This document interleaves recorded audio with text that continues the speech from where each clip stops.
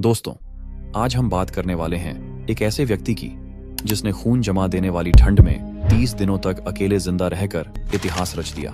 हालात इतने भयावह थे कि जिंदा रहने के लिए उसे अपने ही कुत्तों का मांस खाना पड़ा। इस व्यक्ति की कहानी इतनी चर्चित हुई कि ऑस्ट्रेलिया के $100 के नोट पर भी इनकी तस्वीर को जगह दी गई। चौंकाने वाली बात यह है कि पहले इस व्यक्ति ने 30 दिन अकेले सरवाइव किया और इसके बाद मजबूरी में उसे 6 साथियों के साथ पूरे 1 साल तक उसी जानलेवा ठंड में रहना पड़ा।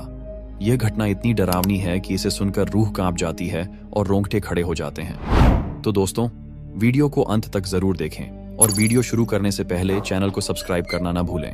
सब्सक्राइब बटन आपके लिए बिल्कुल मुफ्त है, लेकिन इससे हमें ऐसी सच्ची और हैरान कर देने वाली कहानियां आप तक पहुंचाने में बहुत मदद मिलती है। चलिए अब वीडियो शुरू करते हैं। ये कहानी शुरू होती है सन 1912 में, जब अंटार्कटिका को पृथ्वी का सबसे दुर्गम, रहस्यमयी और खतरनाक महाद्वीप माना जाता था। उस समय इस बर्फीले महाद्वीप के भीतर तक जाना मानव क्षमता की अंतिम सीमा को छूने जैसा था। तापमान 0 से कई दर्जे नीचे रहता था, हवाएं तूफान की तरह चलती थीं और जमीन के नीचे गहरी बर्फीली दरारें छिपी रहती थीं, जिनका अनुमान लगाना लगभग असंभव था। इसी दौर में ऑस्ट्रेलिया के प्रसिद्ध वैज्ञानिक और भूवैज्ञानिक डगलस मॉसन ने अंटार्कटिका के वैज्ञानिक अध्ययन के लिए एक बड़े अभियान की योजना बनाई। मॉसन केवल साहसिक अन्वेषक नहीं थे, बल्कि वे पृथ्वी विज्ञान के गहरे जानकार थे। उनका उद्देश्य अंटार्कटिका की जमीन, चट्टानों, हिमनदों और मौसम की संरचना को समझना था, ताकि भविष्य में मानव इस महाद्वीप के रहस्यों को जान सके। इस उद्देश्य से उन्होंने ऑस्ट्रेलेशियन एंटार्कटिक एक्सपीडिशन की शुरुआत की। इस अभियान में कुल 31 लोग शामिल थे, जिनमें वैज्ञानिक, इंजीनियर, नाविक और सहायक कर्मचारी थे। ये पूरा दल ऑस्ट्रेलिया से समुद्री जहाज ऑरोरा के माध्यम से अंटार्कटिका के लिए रवाना हुआ। कई हफ्तों की कठिन समुद्री यात्रा के बाद जहाज अडेली लैंड के तट पर पहुंचा। यहीं पर केप डेनिसन नामक स्थान पर मुख्य आधार शिविर स्थापित किया गया। यह इलाका बाद में दुनिया की सबसे तेज हवाओं वाले क्षेत्रों में गिना गया। कई बार हवाओं की गति इतनी अधिक होती थी कि इंसान का खड़ा रहना भी मुश्किल हो जाता था। फिर भी यही शिविर पूरे अभियान का संचालन केंद्र बना। वैज्ञानिक अध्ययन को आगे बढ़ाने के लिए मुख्य शिविर से अलग अलग दिशाओं में छोटे छोटे दल भेजे जाने थे। इन्हीं में से एक अत्यंत महत्वपूर्ण दल था फार ईस्टर्न पार्टी। इस दल का नेतृत्व स्वयं डॉक्टर डगलस मॉसन कर रहे थे। यह एक छोटा लेकिन अत्यधिक जोखिम भरा दल था, जिसमें केवल 3 लोग शामिल थे। इस दल में डगलस मॉसन के साथ दूसरा सदस्य था बेलग्रेव निनिस। निनिस एक अनुभवी ब्रिटिश नौसैनिक अधिकारी थे और उन्हें कुत्तों द्वारा खींची जाने वाली स्लेज को संभालने का विशेष अनुभव था। तीसरे सदस्य थे जेवियर मर्च, जो स्विट्जरलैंड के निवासी थे। वे एक कुशल पर्वतारोही, स्की विशेषज्ञ और शारीरिक रूप से अत्यंत सक्षम व्यक्ति थे। इन तीनों को जानबूझकर इस तरह चुना गया था कि टीम में नेतृत्व, तकनीकी अनुभव और शारीरिक क्षमता का संतुलन बना रहे। इन तीनों का लक्ष्य था केप डेनिसन स्थित मुख्य शिविर से पूर्व दिशा में अंटार्कटिका के भीतर तक जाकर जमीन का सर्वेक्षण करना। उन्हें लगभग 300 मील यानी करीब 480 किलोमीटर की दूरी तय करनी थी और फिर उसी मार्ग से वापस लौटना था। यह पूरी यात्रा उन्हें पैदल नहीं, बल्कि कुत्तों द्वारा खींची जाने वाली स्लेज के सहारे करनी थी। उनके पास 2 स्लेज थीं और कुल 6 कुत्ते थे। स्लेज पर सीमित मात्रा में भोजन, ईंधन, तंबू और वैज्ञानिक उपकरण रखे गए थे। ज्यादा सामान ले जाना संभव नहीं था, क्योंकि अधिक भार स्लेज की गति को धीमा कर देता और कुत्तों की क्षमता पर असर डालता। सभी को यह विश्वास था कि दल निर्धारित समय में सुरक्षित वापस लौट आएगा। नवंबर 1912 में यह तीनों मुख्य शिविर से रवाना हुए। शुरुआती दिनों में यात्रा सामान्य रही। हर दिन वे कई किलोमीटर आगे बढ़ते, रास्ते को चिह्नित करते, वैज्ञानिक माप लेते और शाम होते ही टेंट लगाकर विश्राम करते थे। जैसे जैसे दिन बीतते गए, वे मुख्य शिविर से और दूर निकलते चले गए। चारों ओर केवल बर्फ का अनंत विस्तार था। न कोई पेड़, न कोई पहाड़, न कोई जीवन का संकेत। लगभग 3 सप्ताह यानी करीब 20 से 22 दिनों तक यह यात्रा बिना किसी बड़ी दुर्घटना के चलती रही। लेकिन इस दौरान खतरा लगातार बढ़ता जा रहा था। ऊपर से जमीन मजबूत दिखाई देती थी, लेकिन उसके नीचे छिपी हुई क्रेवास किसी भी समय मौत का कारण बन सकती थी। 14 दिसंबर 1912 को यात्रा के लगभग 3 सप्ताह बाद वह भयावह घटना घटी जिसने सब कुछ बदल दिया। उस दिन आगे चल रहे बेलग्रेव निनिस अपनी स्लेज के साथ अचानक बर्फ से ढकी एक गहरी दरार में गिर गए। यह सब इतना अचानक हुआ कि किसी को संभलने का मौका तक नहीं मिला। निनिस के साथ उनकी स्लेज भी उसी दरार में समा गई। उस स्लेज पर दल का अधिकांश भोजन, तंबू, ईंधन और जरूरी उपकरण रखे हुए थे। कई कुत्ते भी उसी के साथ नीचे गिर गए। कुछ ही पलों में दल के संसाधन लगभग समाप्त हो चुके थे। डगलस मॉसन और जेवियर मर्ट्ज तुरंत दरार के किनारे पहुंचे। उन्होंने नीचे झांककर निनिस को जोर जोर से पुकारा। वे घंटों तक वहीं खड़े रहे, बार बार आवाज लगाते रहे, इस उम्मीद में कि शायद कोई जवाब मिले। ठंडी हवा उनके शरीर को सुन्न कर रही थी, लेकिन वे वहां से हटे नहीं। लगभग कई घंटों तक वे उसी जगह इंतजार करते रहे, पर नीचे से केवल सन्नाटा सुनाई देता रहा। दरार इतनी गहरी थी कि भीतर कुछ दिखाई नहीं देता था। धीरे धीरे यह सच्चाई सामने आ गई कि निनिस को बचाने की कोई संभावना नहीं है। उन्होंने न सिर्फ अपना एक साथी खो दिया था, बल्कि वह स्लेज भी खो दी थी जिस पर उनके जीवित रहने के लिए जरूरी सामान रखा था। डगलस मॉसन और जेवियर मर्ट्ज अंटार्कटिका के बीचों बीच फंसे हुए थे। उनके पास सीमित भोजन बचा था।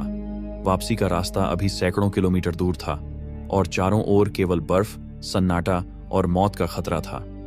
इस क्षण से यह अभियान वैज्ञानिक खोज नहीं रहा, बल्कि केवल एक प्रश्न बन चुका था, क्या वे इस बर्फीले नरक से जीवित बाहर निकल पाएंगे? बेलग्रेव निनिस की उस भयावह दुर्घटना के बाद अब डगलस मॉसन और जेवियर मर्ट्ज कुछ समय तक वहीं रुके रहे, जहां उनका साथी बर्फ से ढकी गहरी दरार में गिरा था। वहां रुकना अब जानलेवा साबित हो सकता था, इसलिए भारी मन और टूटे हुए हौसले के साथ उन्होंने उसी स्थान से वापसी की ओर कदम बढ़ाने का निर्णय लिया, यानी उसी रास्ते पर लौट पड़े जिससे वे यहां तक आए थे। अब उनके सामने सबसे बड़ा सवाल केवल एक ही था, क्या यहां से जिंदा वापस लौटना संभव है? काफी सोच विचार के बाद दोनों ने यह समझ लिया कि आगे बढ़ना अब संभव नहीं है। उनके पास इतना भोजन नहीं बचा था कि वे आगे जाकर फिर वापस लौट सकें। इसलिए उन्होंने यही निर्णय लिया कि जिस रास्ते से आए थे उसी रास्ते से वापस केप डेनिसन स्थित मुख्य शिविर की ओर लौटना ही सबसे सुरक्षित विकल्प है। यह निर्णय आसान नहीं था, क्योंकि वापसी की दूरी भी सैकड़ों किलोमीटर की थी और संसाधन बेहद सीमित हो चुके थे। अब उनके पास केवल एक स्लेज बची थी, कुछ ही कुत्ते थे और भोजन की मात्रा बहुत कम थी। जैसे जैसे दिन बीतते गए, कुत्तों की हालत भी बिगड़ने लगी। ठंड, भूख और लगातार भारी स्लेज खींचने के कारण वे कमजोर होते जा रहे थे। कठोर परिस्थिति में डगलस मॉसन और एक्जेवियर मर्ट्ज को बेहद कठोर फैसला लेना पड़ा। जो कुत्ते पूरी तरह से कमजोर हो चुके थे, उन्हें मारकर उनका मांस बाकी बचे कुत्तों और स्वयं के लिए भोजन के रूप में उपयोग किया गया। यह निर्णय भावनात्मक रूप से बेहद कठिन था, लेकिन जीवन बचाने के लिए यह आवश्यक था। कुछ दिनों बाद सभी कुत्ते या तो मर चुके थे या बहुत कमजोर हो चुके थे। अब स्लेज खींचने की पूरी जिम्मेदारी केवल डगलस मॉसन और जेवियर मर्ट्ज के कंधों पर आ गई। वे दिन में कई कई घंटे बर्फ पर चलते, फिर कहीं टेंट लगाकर थोड़ी देर विश्राम करते। कई बार तेज हवाओं और तूफान के कारण उन्हें घंटों तक टेंट के भीतर ही रुकना पड़ता। लगातार ठंड और भूख का असर अब उनके शरीर पर साफ दिखाई देने लगा था। पैरों में छाले पड़ चुके थे, हाथों की त्वचा फटने लगी थी और शरीर पर पुराने घाव और भी गहरे हो रहे थे। सबसे ज्यादा असर जेवियर मर्ट्ज पर पड़ रहा था। वे पहले से ही शारीरिक रूप से कमजोर महसूस करने लगे थे। धीरे धीरे उनका वजन कम होने लगा, चेहरा सूख गया और चलने में उन्हें कठिनाई होने लगी। दिसंबर 1912 के अंत तक जेवियर मर्ट्ज की हालत और खराब हो गई। कई बार वे चलते चलते गिर जाते और उठने में असमर्थ हो जाते। डगलस मॉसन उन्हें सहारा देकर उठाते, स्लेज पर बैठाते और फिर आगे बढ़ते। कई रातें ऐसी भी आईं जब वे टेंट में लेटे लेटे तेज बुखार और कमजोरी से जूझते रहे। ठंडी हवाओं के बीच टेंट के भीतर भी शरीर को गर्म रखना बेहद मुश्किल हो गया था। जैसे जैसे जनवरी 1913 नजदीक आता गया, जेवियर मर्ट्ज की स्थिति और गंभीर होती चली गई। उनकी मानसिक स्थिति भी प्रभावित होने लगी थी। कभी कभी वे असंबंधित बातें करने लगते और कभी पूरी तरह शांत हो जाते। डगलस मॉसन हर संभव प्रयास कर रहे थे कि उनका साथी जीवित रहे, उन्हें खाना खिलाना, शरीर को गर्म रखना और लगातार हौसला देना, लेकिन अंटार्कटिका की क्रूर परिस्थितियां किसी की नहीं सुनती। 8 जनवरी 1913 को एक ठंडी और शांत सुबह जेवियर मर्ट्ज ने अंतिम सांस ली। अब डगलस मॉसन पूरी तरह अकेले रह गए थे, बर्फीले महाद्वीप के बीच, सैकड़ों किलोमीटर दूर, बिना किसी साथी के। जेवियर मर्ट्ज की मृत्यु के बाद डगलस मॉसन के सामने अब केवल एक ही लक्ष्य बचा था, किसी भी हाल में जीवित मुख्य शिविर तक पहुंचना। उन्होंने अपने डर, दुख और थकान को मन के भीतर दबाया और अकेले ही आगे बढ़ने का निर्णय लिया। यहीं से डगलस मॉसन की असली जीवन मरण की परीक्षा शुरू होती है। डगलस मॉसन अब पूरी तरह अकेले थे।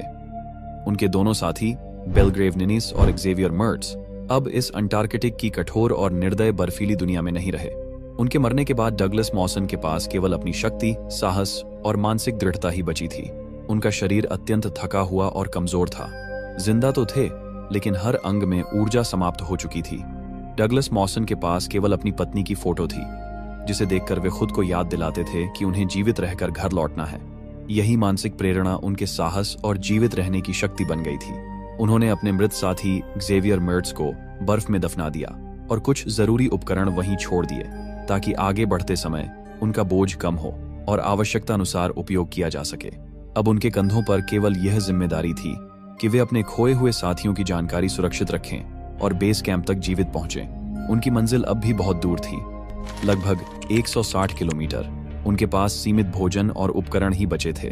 डगलस मॉसन ने तय किया कि उन्हें 15 जनवरी तक बेस कैंप तक पहुंच जाना चाहिए, क्योंकि तभी जहाज SY ऑरोरा ऑस्ट्रेलिया लौटने वाला था। यदि वे समय पर नहीं पहुंचे तो अगले वर्ष तक घर लौटने का अवसर नहीं मिलता।